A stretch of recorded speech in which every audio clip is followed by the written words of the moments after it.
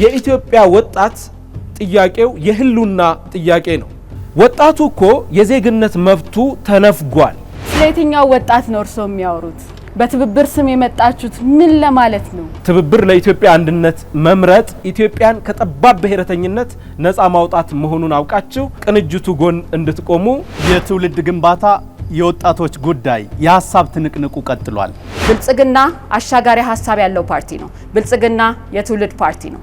ብልጽግና የወጣቶች ፓርቲ ነው። ብልጽግና ሀገርን የሚገነባ ትውልድ እየገነባን ነው እያለን ነው። ዛሬ በዚህ መድረክ ምን ያህል ወጣቶች ከትምህርት እንደራቁ ብልጽግና ዳታው ከሌለው ይሄን ዳታ ልንሰጣችሁ እንችላለን። ብትችሉ እናንተ እጃችሁን ከአማራ ወጣት አንስታችሁ የአማራ ወጣት ብልጽግና ተቋዳሽ እንዲሆን ብታደርጉ ከቀደመው ስተታቸው ያልታረሙ ያልተመለሱ የኢትዮጵያን ሕዝብም እንዳጠቃላይ ይቅርታ ያልጠየቁ የተለያዩ የፖለቲካ ፓርቲዎች ማለት ከሆነ እሱ ትክክል ሊሆን ይችላል። የፖለቲካ ፓርቲዎች በየትኛው አሰላለፍ ውስጥ ናቸው?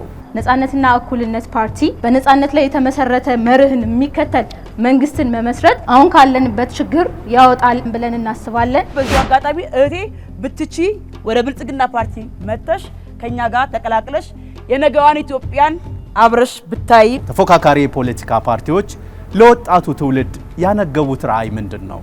አማራ ብሔራዊ ንቅናቄ አብን የወጣቱን የኢኮኖሚ ነጻነት ለማረጋገጥ የወጣቶች ቢዝነስ ባንክ ያቋቁማል።